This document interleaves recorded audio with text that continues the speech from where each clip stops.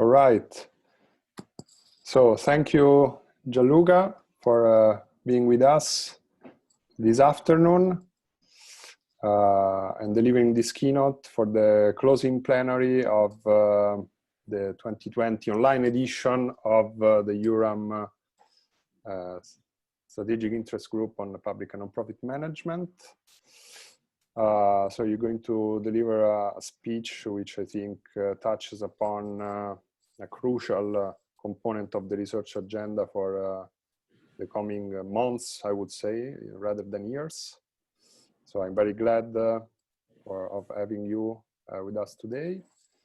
I assume that in terms of bio, you will also leverage a lot on your experience as a former senior scientist at the European Commission's Directorate General Joint Research Centre in Seville, and so on the project that have been carried out on digital government transformation.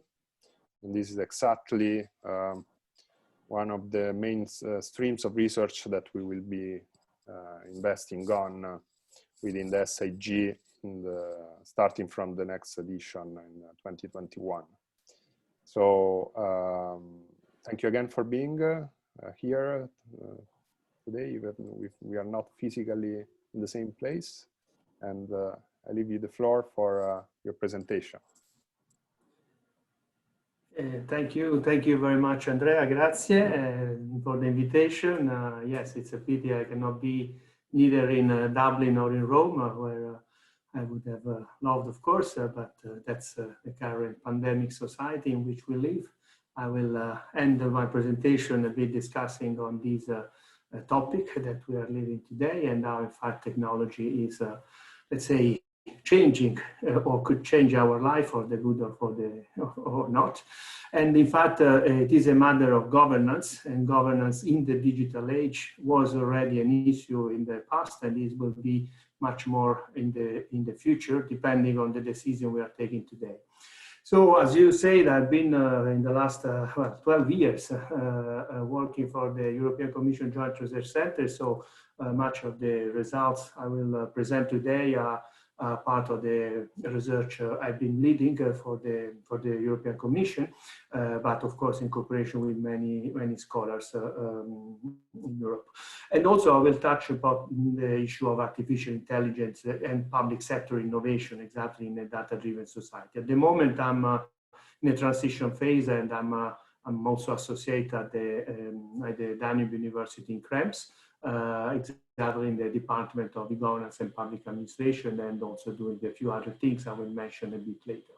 So in my presentation, I will in fact very much look into the future from what I've been doing in the past and the recent work exactly on exploring digital government transformation in the EU. As I say, the journey between evidence and hope.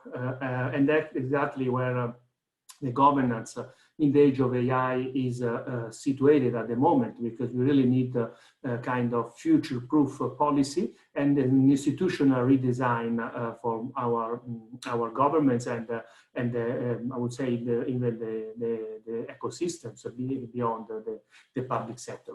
And then I will go back to the future, exactly presenting this scenario for digital governance in Europe at the Horizon 2040, and discuss with you and colleagues some of the implications and future research and many of the open issues that we have in front of us, in fact. And as I said, actually 10 years ago when I joined the Joint Research Centre, I was mainly working in the study for prospective technological assessment, and that's why it's not, I mean, for British native, it would appear as a mistake, but it is by purpose to start with the personal perspective rather than perspective, and because that was the IPTS, Institute for Prospective Technological Studies, where I was. And actually my career, but also the work I've been doing, has been navigated through innovation and foresight, And so I was very happy that the new Commission von der Leyen, of course, has put so much emphasis on these two topics with, of course, not only the Commissioner Gabriel dealing with research and innovation, but also having a Vice President, Maros Šefčovič, that is there exactly for institutional relation and foresight.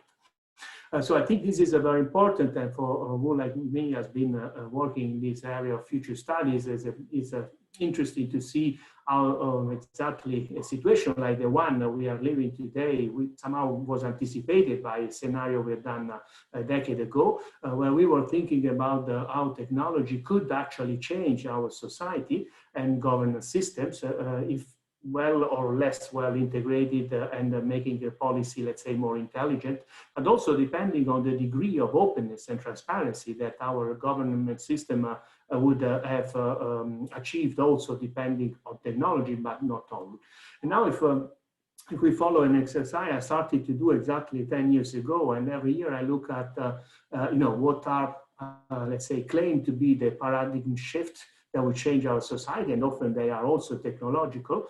And in fact, that was the case when we started seeing in the Time magazine, well, more than 10 years ago, actually, the YouTube and the arrival of social media, and then of course the Facebook and the Mark Zuckerberg, let's say, change a bit of the way we use and co-produce content online.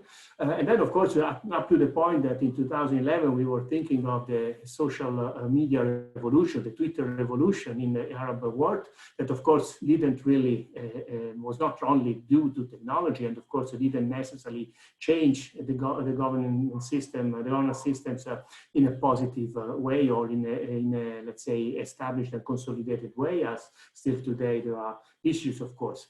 And then, of course, with Obama, we thought that in 2000 and then already 2012, things were already achieved. Somehow the open government was the new normal, and just we have to change behaviors and society. And of course, a few years later, we are still only halfway through this open battle for open government.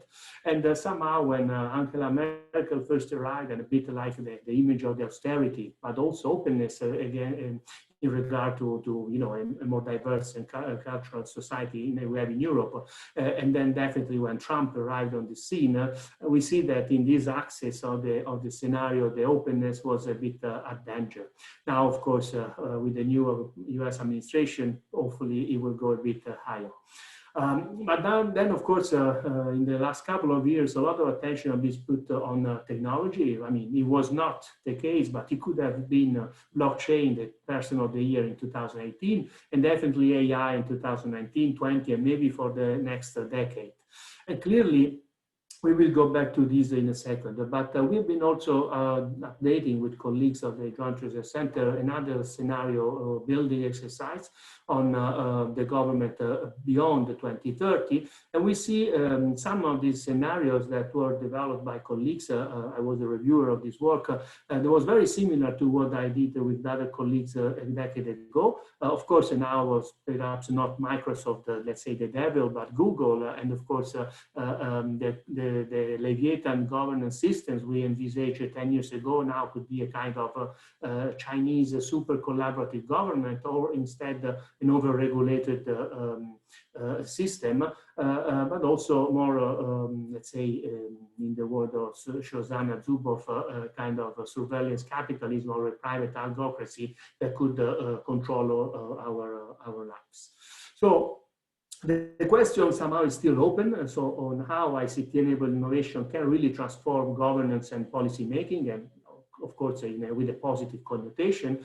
And in the word of Niels Bohr, prediction, of course, is very difficult, especially if it is about the future.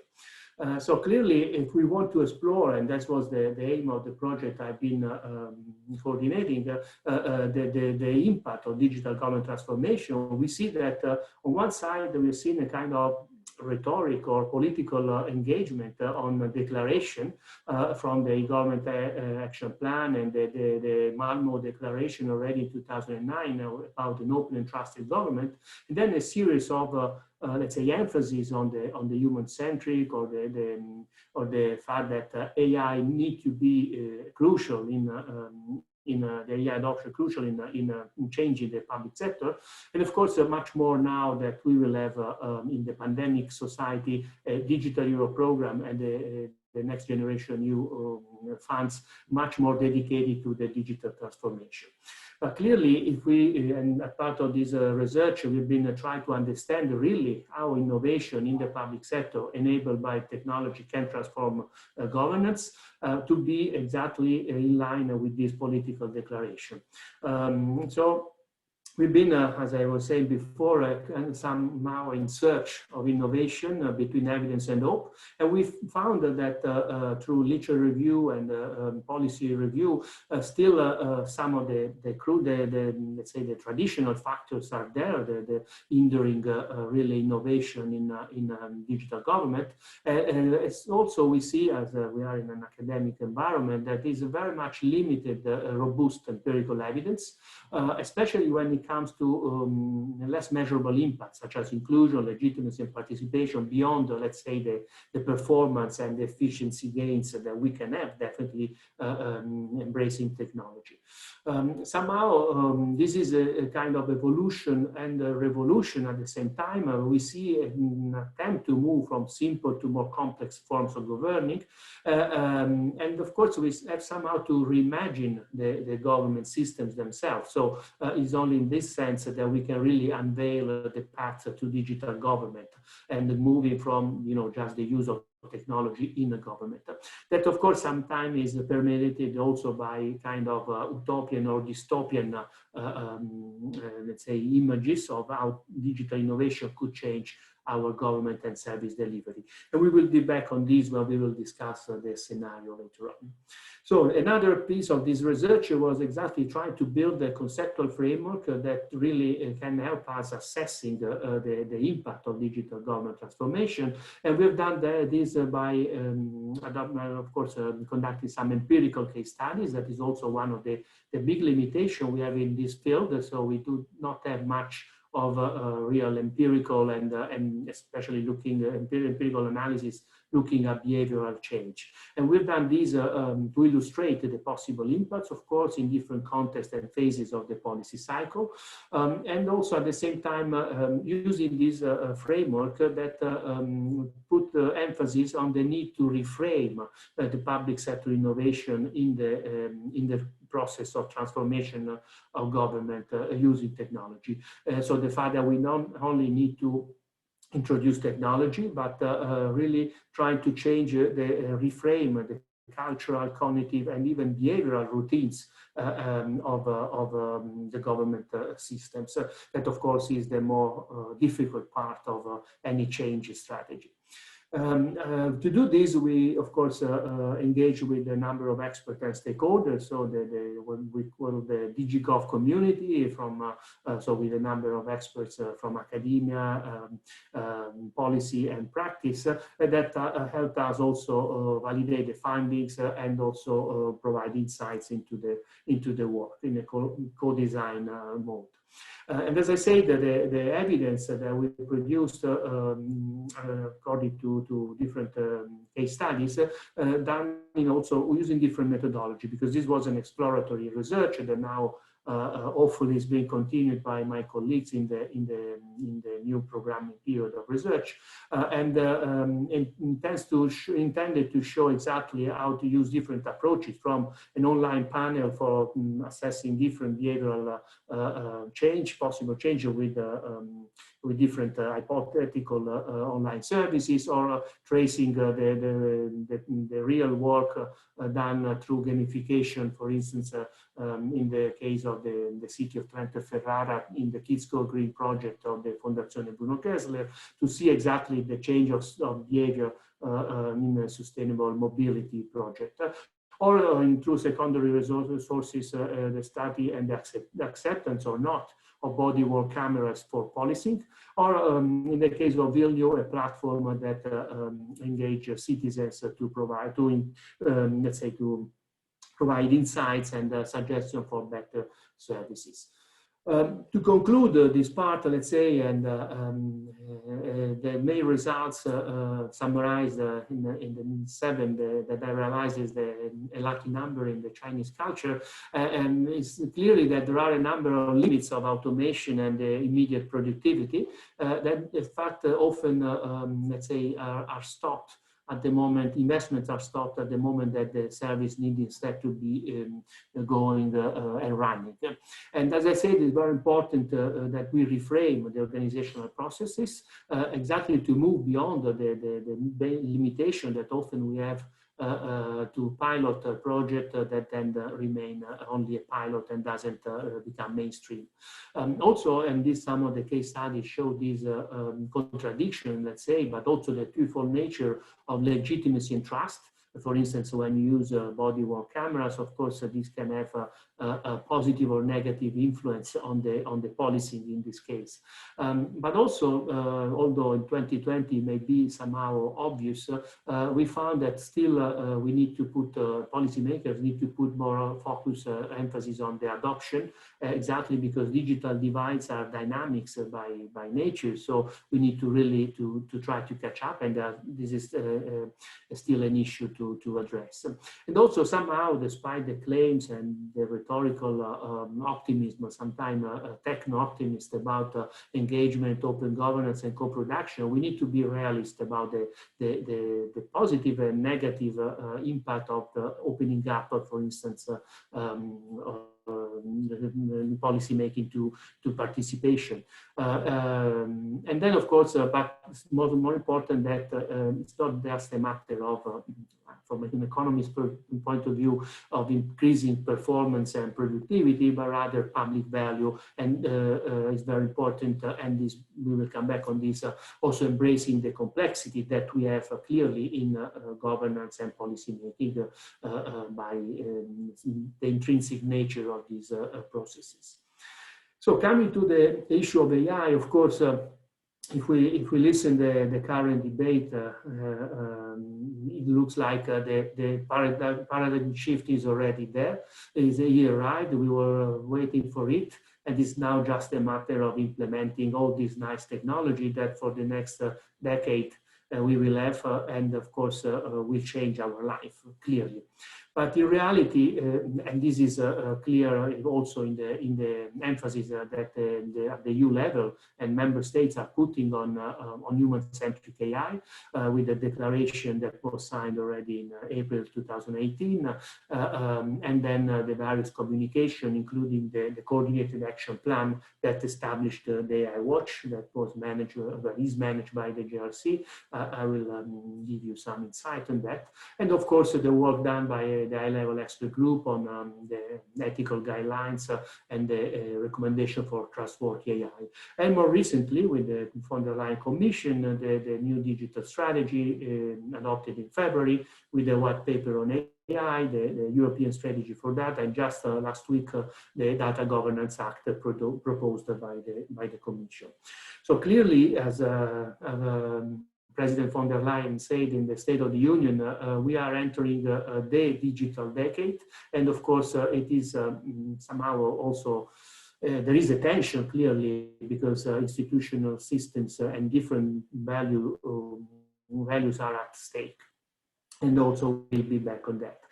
In Europe, of course, the coordinated action plan aimed to provide a common platform for member states to engage private sector research and also the public sector in adopting and adapting also the systems to the new paradigm, let's say, of artificial intelligence, and also the related threats that these, let's say, digital transformation, of course, has, not only for in the labor market, for instance, or the education systems, but also in terms of more technical security and or philosophical ethics issues. As I said, the AI Watch, the knowledge service of the Commission to monitor exactly the development, uptake, and impact of AI for Europe, has a number of streams. I was leading the area of AI for the public sector, And we had the objective to exactly provide an overview of what is the effective use of AI in public service in Europe, and then also propose, this I left in heritage to my colleagues, propose a methodology to assess the impacts and also a roadmap for use. And in this sense, I mean, beyond or beside the debate on the definition of AI, we adopted the functional view of the use and adoption of AI application. And we derived a typology exactly from the cases that we collected. There was, at the time we wrote this report in June, a sample of 230 cases across Europe that exactly give the first map and inventory of what's happening in government in the EU. And we found, of course, was not a big surprise, because somehow it's the same paradox that we have seen in the last 20 years in the e-government field, that despite all the emphasis and hype in the AI, the use then of technologies like AI are still very at the early stage. In most cases, we found them at the national administration, but probably there are more and more that need to be discovered at the local and city level.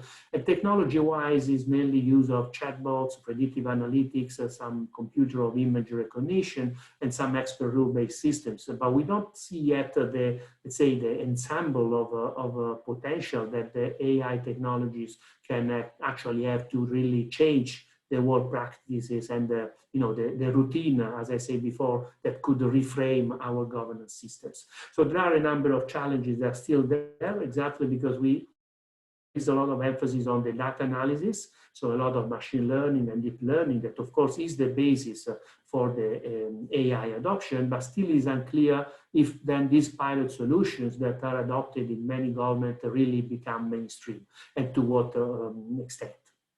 And in fact, there are a number of issues also that I won't discuss here, but also that are affecting also the dilemmas of privacy versus security, ethics versus efficiency. We also adopted another classification that colleagues Enstrom and Daryl from the US used in a study they conducted in the US administration, exactly to see what is the purpose, the scope of these technologies. And in our sample, we saw that most of these technologies are actually used to support, let's say, service provision and engagement, so somehow kind of chatbots or matching services. There are some looking at internal management or enforcement, like detecting fraud, that is typical of AI, and a bit less in terms of really the decision support systems of analysis that really can support the policy making, making somehow the policy more intelligent, as I was saying before, in this scenario for 2030. And very little in our sample, at least, is the use of AI to really grant the formal benefits or right to citizens. That is where instead I believe there is much more potential, although of course it's an area of more, let's say, more complicated, because it implies a personalization of service, proactive analytics, and of course entering a bit also on the debate of potential nudging of behaviors. Now, in terms of the strategies that member states are developing at the national level, as part of the coordinated action plan, we conducted an analysis trying to look at what are the actions that member states are proposing. This is a limited view of part of the member states that have adopted their strategies or have adopted at the time we wrote the report. And of course, there is another task of the watch that has a more comprehensive view, also looking at the investments. We instead look more at the proposed, let's say, policy instruments in the public sector, and these are very much looking at the data management, of course, the raising awareness and knowledge sharing and building internal capacity, And clearly there is also an importance given to ethical and legal framework and some issues of funding and procurement. So here is a bit of a comparison. I won't go into details, but clearly there are a number of differences in the depth and scope of the various policy actions. And it's not yet clear, at least it was not at the time we did this analysis, to which degree these actions really contribute to the adoption of AI. And also, if we want to use a metaphor that is known to public policy analysis, we see a lot of sermons somehow, but much less sticks and carrots. So we don't have really incentives or let's say regulatory actions for the time being. Now things may change with the new AI adoption program and also the new AI regulation. And also, as I said, as part of this work and very much close to my research interest is the need that we have very strong, especially in this field, to have a public value perspective, addressing really the barriers that may prevent AI exploitation and looking at potential benefits, but also the risks and the side effects. So this requires, of course, let's say, I would say almost a complex systems approach to really understand and unpackage the impacts that we could have and the effects in terms of public value for having really a transformation in the public sector. So to summarize the key takeaways and the implication for policies, again, using the magic formula of 7, the magic number, we see a high level of heterogeneity of the AI use, and still, again, an unclear public value creation. We are all looking for the holy grail of the best practice or learning from success story that we could replicate or scale out. But in reality, we see a lot of pilots and not much, let's say, attempt to institutionalize these AI systems into mainstream services. Similar to the more general, let's say, field of digital government, we see little evidence of what really works and what are actually the risk for that could threaten the quality of the services. We also see, and we have said in terms of strategies, a difference in the depth and scope that, of course, in a region like Europe need to be harmonized if we want to have a common and approach and be relevant at the international level, of course. And then we have a dual, if not triple, role for the public sector in what I call the governance with and of technology, but also in the case of AI, the algorithmic governance, the governance by AI. That is something that, okay, we could spend another hours or so discussing. And finally, very important is the issue of innovative public procurement and GovTech that is crucial if we really want to adopt AI solutions. Now, as I said, going back to the future, we conducted a study that seems to be crucial at this moment because there is an important passage, I would say, epochal in the decision that collectively we have to take and our policymakers have to make. And of course, if we look at the rhetoric, I would say, or at the narrative from the private sector, clearly, or even research, some technology or techno-deterministic approaches. So we see that basically we are already reaching the singularity dream somehow. But in reality, we don't know, and it looks to me that's definitely not the case, that our socio-political trends and coupled with this expectation from the technological, let's say, field. We see a number of issues that are common in the current also media discussion, the rising power of the tech giants, see the Amazon case or among others, the need to regulate or in which way regulate the digital world, and exactly as I said before, the risk of algorithmic governance. So somehow we have two main dimensions. One is the role of the state vis-a-vis the market, who will govern, or if anyone could actually do it, and what is the level of individual data protection that we have to to guarantee and manage. And that's exactly what the Data Governance Act and the Digital Service Act and the other digital packages in next year will propose. So in our scenarios, we looked at, we had made two main assumptions and two theses. One is about the digital geopolitics that actually the current commission is staking as an important point. And in fact, there is the debate on the digital sovereignty that need to be addressed and materialized. And there are a number of issues there. Of course, we don't have time to enter into details, but also what is the kind of regulatory and policy innovation that Europe want to propose at the international level. And the other point is about especially in the pandemic society that came in the COVID, after the COVID hit our society, how we to manage uncertainty in a radical change situation. So on one side we have of course many people that are in favor of the precautionary principle, but on the other side, if we follow the law of the fear of Carl Sunstein, clearly these negative side effects could offset the risk avoided. So somehow we need to have innovation also in governance to balance precaution and cost benefit. And again, we could discuss here for many hours and days about this. But clearly, this was a bit the frame within which we, with experts, conducted a number of foresight activities, and we came up with this proposal of scenarios for digital government transformation, where we had two main axes. In the tradition of foresight, one is how the landscape of digital transformation will evolve. It will be more a regulated interventionist or unregulated and soft laissez-faire approach, let's say, but also the capacity of the government to steer such a transformation.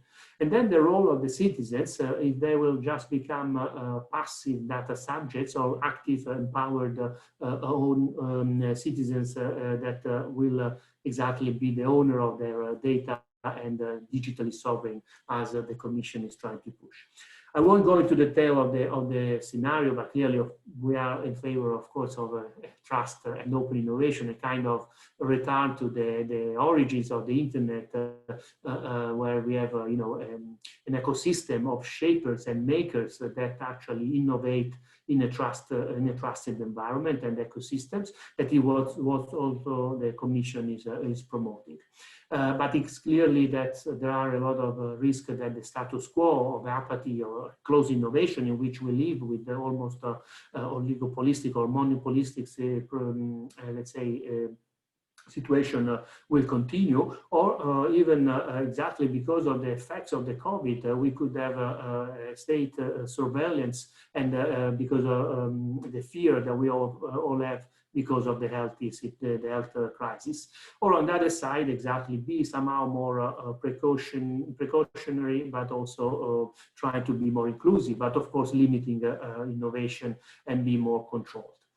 So, of course, scenario, as we all know, are possible wars that do not have to pass, but may yet come to be. And on the other side, as I said, I won't go into detail. There are a number of publications that can be, let's say, looked at. Also, we published recently a policy brief on this topic. So coming to the conclusion, also to not be too long on the time it was kindly given, basically we can summarize with the three main lessons learned that we need to consider to define the framework conditions for innovating governance models and policy design. On one side, of course, we have to enable the technological conditions for making sure that the openness and the sharing of data is done in a way that we anticipate risk and possible negative consequences. We have to manage the governance with and of ICT, as I say, but also redesigning, reframing the institutional systems we are, that are governing or supposed to govern our society. And of course, we have a big opportunity exactly because of the computing power, the increased computing power and data availability, that we need anyway to harness better to provide evidence-based policy making and understanding the real impact that technology has on society. Again, 7 policy recommendations that give us the need to govern this tension between, for instance, the platformization of society. A lot of people talk about government as a platform, but also technology and distributed network systems allow us for different design of the governance as a network. Somehow, if we really want to enable an e-government of fourth generation, as the industry is more or less going in that direction, we have to change the way we regulate. And on one side, we have to develop ethical frameworks that can minimize the risk of new technology and opening, of course, access to data and protect privacy. But also we need to build capacity to really exploit the potential that artificial intelligence and other technology can give us in terms of predictive policing through also engaging employing cognitive technologies. This requires creating a new culture of digital transformation, especially in the public administration, and somehow prioritizing public value. That is a kind of leitmotif in this presentation about the aligning with the Sustainable Development Goals.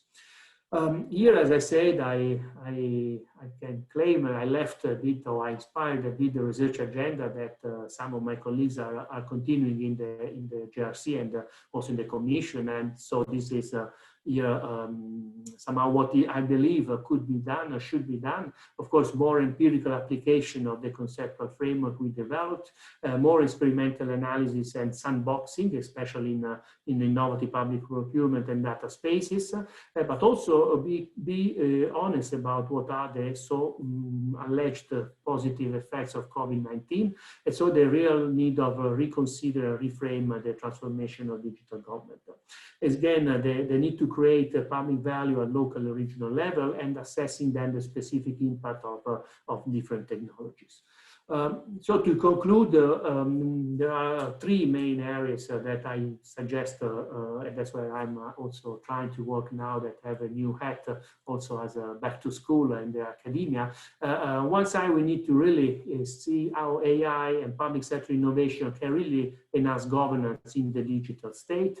We need also to look at this crucial aspect of combining the digital transformation and the European Green Deal. And also rethinking, as it has been mentioned by many, the social contract and the role of citizen region in the Sustainable Development Goals.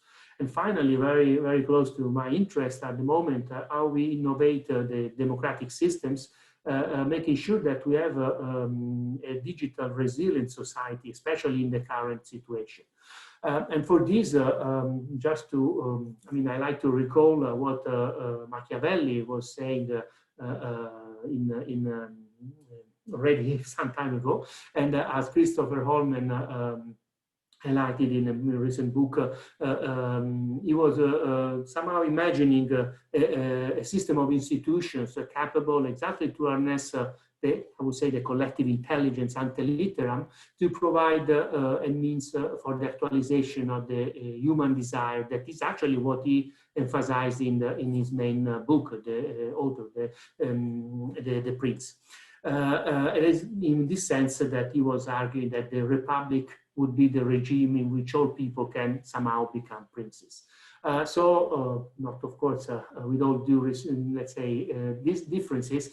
Somehow we can say that in the same vein of the Machiavelli visions of the Republic, we can imagine a post-COVID pandemic democracy where actually digital technologies can empower citizens, crafting new ways of engaging in politics and decision making. And of course, we need to make sure that the policy makers, and especially in Europe, really are able to keep the pace. And for this, I'd like to conclude by mentioning 3 quick initiatives. One is the one that I will have the pleasure to lead in the coming years, that is about the ambition and the proposal of the Commission to promote an international alliance for a human-centric approach to artificial intelligence. And the recent, just published this week, the action plan for European democracy. We don't have time, but I encourage to see this short video of Vice President Vera Jourova that identified these 3 main areas that still we need to consider to empower citizens and civil society in the digital world. So free media, fair elections, and no disinformation. And of course, the digital world is crucial here, especially if we want to understand how these new technologies can impact democracy. And so I'd like to conclude with, well, first of all, let's say an invitation to join a conference I had the pleasure to contribute to organize that will take place next week in what's supposed to be physical in Venice, of course will be online, on the International Forum on Digital and Democracy. And also inspired by the word of Valéry Giscard d'Estaing, that was at the beginning of Reimagine Europa, one of the partner institutions of this conference organized by Copernicani, that you can't build a society purely on interest, but you need a sense of belonging. So with this, I'd like to thank you all and Andrea again for the invitation, and I'm sure that there is still a long way for making the digital transformation happening and governance systems and democracy really exploit and take advantage of the positive, the potential of technology for positive change of society. Thank you. Thank you very much, Gianluca. I found your speech extremely inspiring, especially coming from a privileged point of view. Also in terms of opening up and defining some of the avenues for future research, I think it's extremely valuable for this community. So thanks a lot. Yeah, for the sake of time, I will just ask you a very short comment, if you want, about an issue within the overall scenario that you mentioned, which is I think very pressing. Of course, I've started researching this field of digital transformation over the past 2 years, and so of course I started from the national level, but I feel that some of these issues are very common, at least at the European context, and I found some of these aspects really clearly exposed within your speech. So the first topic, the first issue, which I think is still very much an open issue, is actually defining what we mean as a disciplinary concept, digital transformation, because I mean we know, I think a good deal of research has been done about what it is not about. So in terms of its differences with all the the long-standing e-government debate and strand of research that has been going on for more than 20 years now. And the second point is a bit more complex, because I was especially interested in and struck by the part of your presentation where you mentioned the adoption models for digital transformation, in which also we've seen a lot of different theoretical approaches, right? So we've seen the rise and fall of maturity models, so a strongly, we can say, consultancy-driven approach. But now, and this is something I found in my research, especially in the Italian context, but I have the feeling that it can be really the subject also of more comparative research. What I found is that we have a lot of high-level strategic planning or strategy making, and we have a lot of attention on the adoption, as you mentioned, so the actual amount of use. So we're speaking also in terms of, if you want, DESI indicators or dimensions. I feel that right now we are in a context where we have a black box in terms of the internal processes, actually. So how, and this is also, you mentioned the AI, it's also an area where I think also at the level of the European digital agenda, there is still a lot to do, or probably something is moving in the recent months, also driven by the condition which we all are in. But probably this is the real topic, the real side organizational aspect, which has to be more investigated. So I would love to have your take on this aspect. Oh yes, you are. I mean, you are absolutely right. Thanks also for the comment. And I would say actually the two issues are connected, because on one side, and maybe we have to also somehow we are also a bit guilty as researchers, in the sense that we have acknowledged this issue of the need for a multidisciplinary approach and interdisciplinary, let's say, discussion that I mean, since the beginning, I would say, because it's true that has been, especially in the, I would say, in the early 2000s, a lot of consultancy-driven and techno-deterministic approaches that have also brought the attention to the technology side of the potential digital transformation. But then, of course, the different school of thought haven't really mingled, I would say, yet. So I think now it's a very important moment, crucial, that these different disciplines come together to discuss, because of course it is an issue that implies not only the use of the technology, but the adoption, and also the cultural, the sociological, and even the philosophical now aspects that are linked to the ethics principle, for instance, if it comes to technology in general and AI. And then this is so one important issue is that I would say even the foundational, the theoretical foundations of the discipline need to be still built.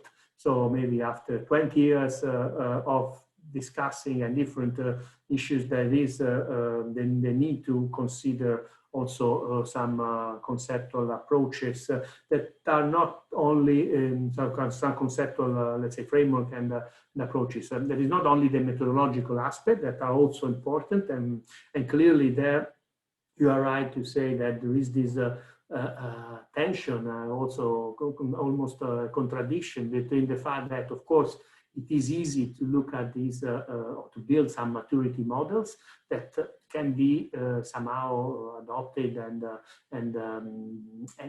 of course they're useful. Even all the benchmarking, the UN survey on the government that I had the pleasure to work, I mean, at the very beginning when it was established, and now I'm discussing with the former colleagues of UNDESA to rethink exactly how to move from this vision, this let's say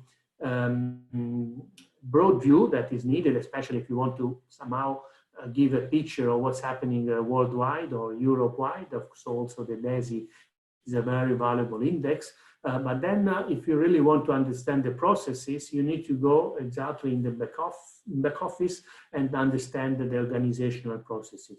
So the two things are the two sides of the same coin. So and they need to be put together. So I think a big effort needs to be done there. And that's why exactly with colleagues of various directorates general in Brussels, I also contributed to launch these ideas of a European observatory for innovative public services that should exactly look at these from not only the let's say the superficial view, but trying to enter into the exactly the processes, how the organizations are really change their work practices, and what is the role of technology, because sometimes technology is only one of the components. So definitely this is an area that still need to be addressed, and I'm sure that there is a lot of work for research and in this area. Yeah, absolutely, absolutely. And yeah, as you know, I look forward to further exploring this also within the activities of the Tor Vergata Research Center for Digital Administration, along with your new institutional afferents. Also, thank you for signaling some of the interesting publications and events that you will be a part of. I would like to just check if there are any short questions for you from the other guests. Otherwise, yeah, I think I will stop here the recording, so we will move on to the last part of the session. Thanks a lot, Gianluca, for the inspiring speech that you gave us, and I'm sure that it will be useful also to further inform and shape some of the research activities and agendas within the SIG. Thank you. Grazie, Andrea.